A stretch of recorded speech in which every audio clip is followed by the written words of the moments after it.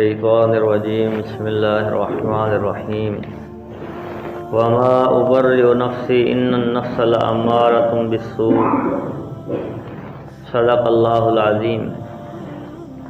سیدنا یوسف علیہ السلام کا قصہ اجمالی طور پر ہم نے بیان کیا۔ اب اس قصہ سے متعلق جو نصیحتیں اور عبرتیں اور حکمتیں ہمیں حاصل ہوتی ہیں وہ عرض کی جاتی ہیں۔ بعض اوقات مصیبت، نعمت اور راحت تک پہنچنا جو ہے یہ مصیبت راحت تک پہنچنے کا ذریعہ بن جاتی ہے۔ یوسف علیہ السلام کے قصے کی ابتدا جو ہے یہ پریشانیوں سے ہوتی ہے۔ انہیں کنویں میں ڈالا جاتا ہے، مصر میں غلاموں کی منڈی میں ان کی خرید و فروخت کی جاتی ہے، عورتوں کے فتنے کا سامنا انہیں کرنا پڑتا ہے، کئی سال تک جیل جھیلنی پڑتی ہے، لیکن انجام یہ ہوا کہ وہ مصر کے حکمران بنے اور انہیں اللہ جل شانہ نے دینی اور دنیاوی عزت عطا فرمائی۔ اسی طرح حسد جو ہے یہ انتہائی خوفناک بیماری ہے۔ اگر یہ سگے بھائیوں میں بھی پیدا ہو جائے تو افسوسناک واقعات اس سے پیدا ہوتے ہیں۔ اچھے اخلاق، اعلیٰ اوصاف اور بہترین تربیت بہرحال اپنا رنگ دکھا کر رہتی ہے۔ حضرت یوسف علیہ السلام کی تربیت ایک عظیم باپ کے ہاتھوں خاندان نبوت میں ہوئی، یعقوب علیہ السلام کے ہاتھوں، اور آباء و اجداد کی اخلاقی میراث میں سے بھی آپ نے وافر حصہ پایا۔ مثالی تربیت اور اخلاقی کمالی کی وجہ سے آپ علیہ السلام مصائب شدائد کے سامنے بڑی جوان مردی سے کھڑے رہے، جس کی وجہ سے کلفت کے بعد راحت اور ظاہری ذلت کے بعد حقیقی عزت کا سامنا آپ کو کرنا پڑا۔ اللہ جل شانہ نے آپ کو حقیقی عزت عطا فرمائی۔ اسی طرح عفت، پاک دامنی، امانت داری، استقامت، یہ چیزیں ساری بھلائیوں کا سرچشمہ ہیں، مردوں کے لیے بھی اور عورتوں کے لیے بھی۔ یوں ہی دین پر جمے رہنے والوں کو ایک نہ ایک دن اللہ جل شانہ عزت اور احترام ضرور عطا فرماتے ہیں، اور حقیقت اور حق کو جتنا بھی چھپایا جائے بالآخر وہ ظاہر ہو کر رہتا ہے۔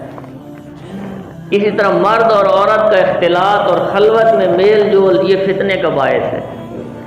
نہ زلیخا کو خلوت میسر آتی اور نہ ہی وہ برائی کا کوئی منصوبہ بناتی، اس لیے اسلام نے مرد اور عورت کی تنہائی میں اکٹھے ہونے کو حرام قرار دیا ہے۔ ترمذی اور نسائی میں حدیث ہے کہ جب مرد اور عورت تنہائی میں ملتے ہیں تو ان کے ساتھ تیسرا فرد شیطان ہوتا ہے۔ نبی اللہ جل شانہ پر ایمان اور عقیدہ کی پختگی سے مصائب کا برداشت کرنا اور اخلاقی نجاتوں سے بچنا جو ہے یہ آسان ہوتا ہے، تو ایمان کی پختگی یہ انتہائی ضروری ہے۔ مومن کو چاہیے کہ وہ ہر تنگی اور ہر پریشانی کے وقت صرف اللہ کی طرف رجوع کرے۔ جب عزیز مصر کی بیوی نے برائی کا ارتکاب کرنے کی کوشش کی تو یوسف علیہ السلام نے جیل کو پسند کیا، اللہ سے دعا کی کہ اے میرے رب، جیل مجھے اس برائی سے زیادہ محبوب ہے جس کی دعوت زنان مصر مجھے دیتی ہے۔ تو یوسف علیہ السلام نے مصیبت کو ترجیح دی معصیت پر، کہ مصیبت جو ہے یہ جیل کے اندر چلے جانا یہ مجھے زیادہ محبوب ہے اس گناہ سے۔ تو بعض اللہ والوں کے بارے میں آتا ہے کہ جب کسی مصیبت اور بیماری میں مبتلا ہونے کی وجہ سے ان سے تعزیت کی گئی تو انہوں نے جواب ارشاد فرمایا کہ الحمدللہ بمصیبت گرفتارم نہ بمصیبت، کہ اللہ کا شکر ہے کہ مصیبت میں مبتلا ہوں، کسی گناہ میں مبتلا نہیں ہوں، معصیت میں مبتلا نہیں۔ سچا داعی انتہائی مشکل اور پریشان کن حالات میں بھی دعوت کے فریضے سے غافل نہیں ہوتا ہے۔ یوسف علیہ السلام جیل میں بھی دعوت اور تبلیغ اور اصلاح اور ارشاد کا موقع ضائع نہیں ہونے دیتے ہیں۔ جو لوگ آپ سے اپنے خواب کی تعبیر پوچھنے کے لیے آئے ان کو بھی آپ نے پہلے توحید کی دعوت دی اور اس کے بعد خواب کی تعبیر بیان فرمائی، اور کہا جاتا ہے کہ جیل کے قیدیوں نے آپ کی دعوت سے متاثر ہو کر ایمان بھی قبول کر لیا، خود مصر کا بادشاہ بھی مسلمان ہو گیا تھا۔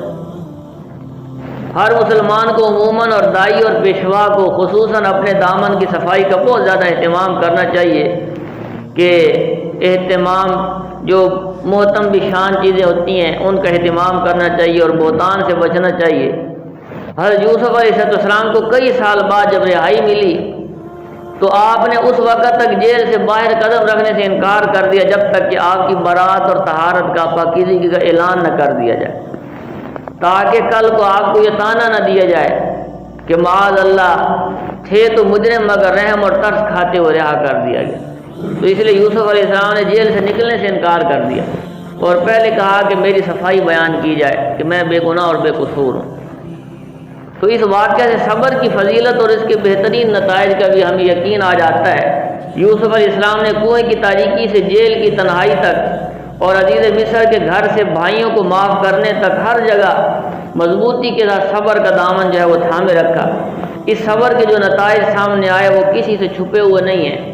اس میں کوئی شک نہیں کہ صبر راحتوں اور نعمتوں کے دروازے کی چابی ہے، نصف ایمان ہے اور اللہ کی نصرت اور رحمت کو متوجہ کرنے کا ذریعہ جو ہے صبر ہے۔ اس قصے سے یوسف علیہ السلام کی برات اور طہارت کی شہادتیں بھی ملتی ہیں۔ پہلی شہادت تو اللہ جل شانہ کی ہے کہ اللہ نے قرآن کریم کے اندر جو ہے سورت نازل فرمائی ہے، سورہ یوسف، جس کے اندر یوسف علیہ السلام کی طہارت اور پاکیزگی کو بیان کیا ہے اور اس قصے کو احسن القصص کہا ہے۔ دوسری شہادت تو شیطان کی ہے، کیونکہ شیطان نے اللہ کے سامنے قسم کھا کر کہا تھا کہ تیری عزت کی قسم سب انسانوں کو میں گمراہ کروں گا سوائے تیرے ان بندوں کے جو ان میں سے مخلص ہوں گے۔ تو اس میں شک نہیں کہ یوسف علیہ السلام مخلص اور منتخب تھے، لہذا انہیں جس راستے کے اندر شیطان، ان کے راستے میں شیطان نہیں آ سکتا، اس کے اپنے بقول کہ شیطان جو مخلص بندوں کے راستے میں رکاوٹ نہیں بن سکتا۔ تیسری شہادت خود یوسف علیہ السلام کی ہے کہ انہوں نے فرمایا کہ اے میرے رب، مجھے جیل زیادہ محبوب ہے اس برائی سے جس کی طرف یہ عورتیں مجھے بلاتی ہیں۔ چوتھی شہادت عزیز مصر کی بیوی کی ہے کہ جب اس نے واضح طور پر کہا تھا کہ اب حق واضح ہو گیا ہے، میں نے اسے پھسلانے کی کوشش کی اور یہ سچوں میں سے ہے۔ پانچویں گواہی جو عزیز مصر کے خاندان کے اس فرد کی ہے کہ جس نے کہا تھا کہ اگر قمیض آگے سے پھٹی ہے تو یہ عورت سچی ہے اور معاذ اللہ یوسف علیہ السلام جھوٹوں میں ہے، اور اگر قمیض پیچھے سے پھٹی ہے تو زلیخا جھوٹی اور یوسف علیہ السلام سچوں میں ہے۔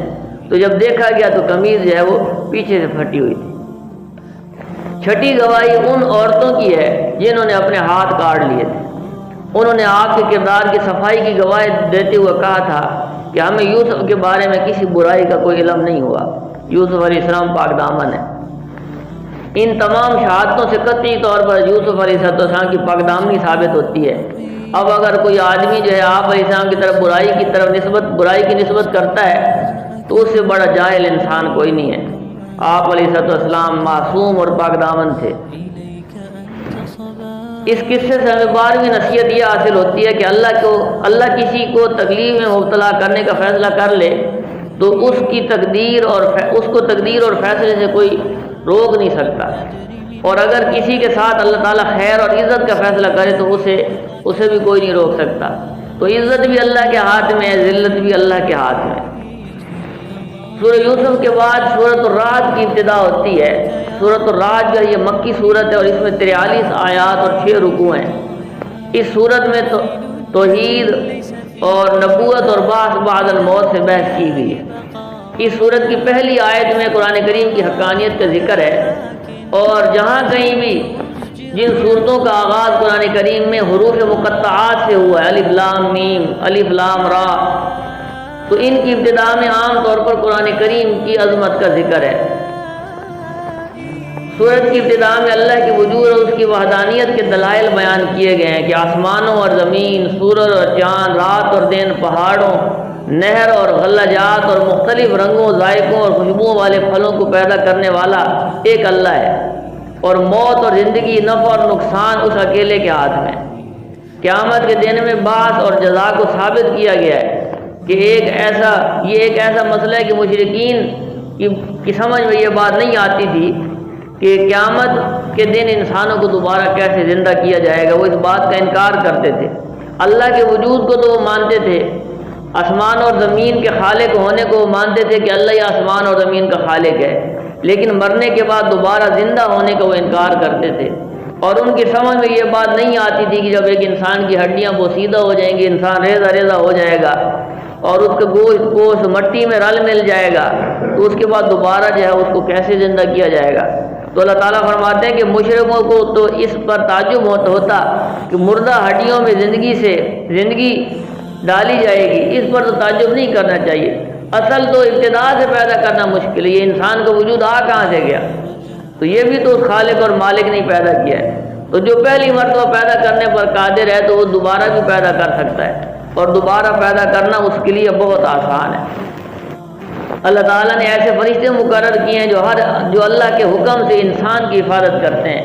اس کائنات کے اندر انسان کے اتنے دشمن ہیں کہ اگر اللہ کی حفاظت کا انتظام نہ ہو تو انسان جو ہے اس دنیا سے مٹ جائے، انسانوں سے زمین صاف ہو جائے، انسان کے دشمن اتنے زیادہ ہیں۔ لیکن فرشتوں کے ذریعے سے اللہ جل شانہ نے انسان کی حفاظت کی ہوئی ہے۔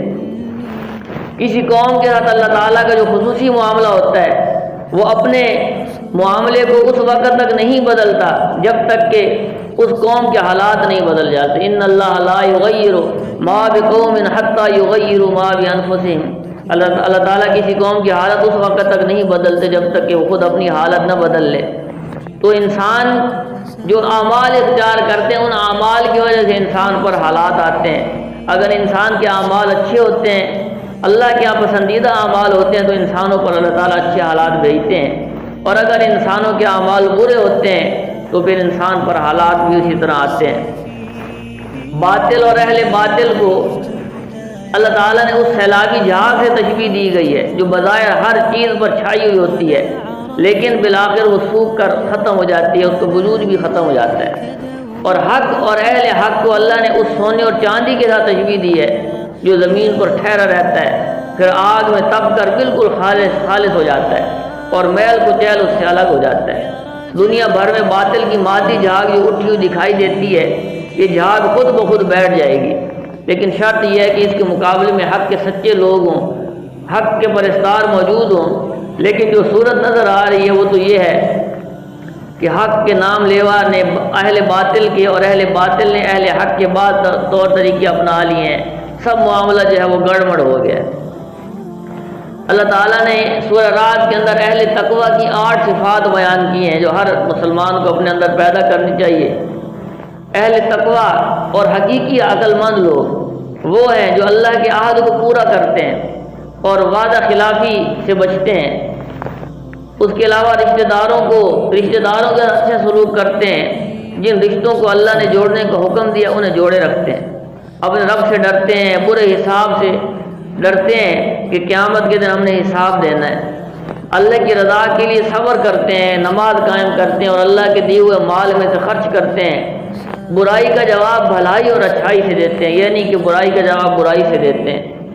اور اس کے مقابلے میں بدبخت لوگوں کی 3 خصوصیات بیان کی گئی ہیں۔ پہلی یہ کہ وہ اللہ کے عہد کو توڑتے ہیں، دوسری یہ کہ اللہ نے جن رشتوں کو باقی رکھنے کا حکم دیا ہے انہیں وہ ختم کرتے ہیں، اور تیسری یہ کہ وہ زمین میں فساد پیدا کرتے ہیں، لڑائی جھگڑا فتنہ فساد، یہی ان کا مقصد ہوتا ہے۔ انبیاء بھی دوسرے انسانوں کی طرح انسان ہوتے ہیں اور ان کے بیوی بچے بھی ہوتے ہیں، جہاں تک ان کو معجزات اللہ جل شانہ نے عطا کیے ہوتے ہیں تو یہ ان کا ذاتی کمال نہیں ہوتا ہے، بلکہ اللہ تعالیٰ کے حکم سے وہ معجزات ان کو عطا کیے جاتے ہیں۔ وہ لوگ مقام نبوت سے ناواقف ہیں جو بشر ہونے کی وجہ سے ان کی نبوت کا انکار کرتے ہیں، وہ کہتے ہیں کہ انسان کیسے نبی ہو سکتا ہے، تو یہ ان کی جہالت کی بات ہے۔ اللہ نے انسانوں کی رہنمائی کے لیے انسانوں ہی میں سے نبی بنا کے بھیجے۔ اس کے بعد سورہ ابراہیم ہے، یہ مکی صورت ہے، اس میں 52 آیات اور 7 رکوع ہیں۔ اس صورت کی ابتدا میں بھی قرآن کریم کی عظمت کو بیان کیا گیا ہے۔ تو اللہ تعالیٰ فرماتے ہیں کہ یہ وہ کتاب ہے جسے ہم نے تمہاری طرف نازل کیا ہے تاکہ تم لوگوں کو اندھیروں سے روشنی کی طرف نکالے اور اپنے رب کے حکم سے یعنی غالب اور قابل تعریف ذات کے راستے کی طرف لے جائے۔ اس کے اندر بھی توحید، رسالت اور قیامت سے بحث کی گئی ہے، کافروں کی مذمت اور ان کے لیے جہنم کی وعید سنائی گئی ہے، اور ایمان والوں کے لیے جنت کی خوشخبری اور جنت کے وعدے سنائے گئے ہیں۔ حضور نبی کریم صلی اللہ علیہ وسلم کو خاتم النبیین بتایا گیا ہے، اور آپ علیہ السلام کو تسلی دینے کے لیے بتایا گیا کہ سابقہ انبیاء کے ساتھ بھی ان کی قوموں نے اعراض اور انکار کیا اور عداوت اور مخالفت کا رویہ اختیار کیا، تو آپ جو ہے وہ تسلی رکھیں، اللہ آپ کے ساتھ ہے، اللہ آپ کو ضائع نہیں کرے گا۔ رب العالمین کے وجود کے بارے میں شبہ جو کہ مشرکین کے ان الفاظ سے ظاہر ہے کہ اور جس چیز کی طرف تم ہمیں بلاتے ہو ہم اس سے کبھی شک میں ہیں، اور مشرکین کا خیال تھا کہ بشر رسول نہیں ہو سکتا۔ انبیاء نے جواب دیا کہ بے شک ہم بشر ہیں، لیکن بشر کا رسول ہونا یہ ناممکن نہیں ہے۔ رسول اسے کہتے ہیں جس پر وحی نازل ہو، اور ہم پر بھی وحی نازل ہوتی ہے، اور حکمت الہیت کا تقاضا بھی یہ ہے کہ انسانوں کی طرف کسی انسان ہی کو نبی بنا کر بھیجا جائے۔ اگر زمین پر فرشتے آباد ہوتے، زمین پر جو رہنے والی مخلوق ہے یہ فرشتے ہوتے، تو اللہ تعالیٰ فرما رہے ہیں تو پھر ہم کسی فرشتے کو نبی بنا کر بھیجتے، لیکن زمین پر بسنے والے لوگ انسان ہیں، تو اس لیے ہم نے انسان ہی کو نبی بنا کر بھیجا ہے۔ اللہ تعالیٰ کا دستور اور وعدہ یہ ہے کہ وہ شکر کرنے والوں کو اور زیادہ دیتا ہے، اور ناشکری کرنے والوں کے لیے اس کا عذاب بڑا سخت ہے۔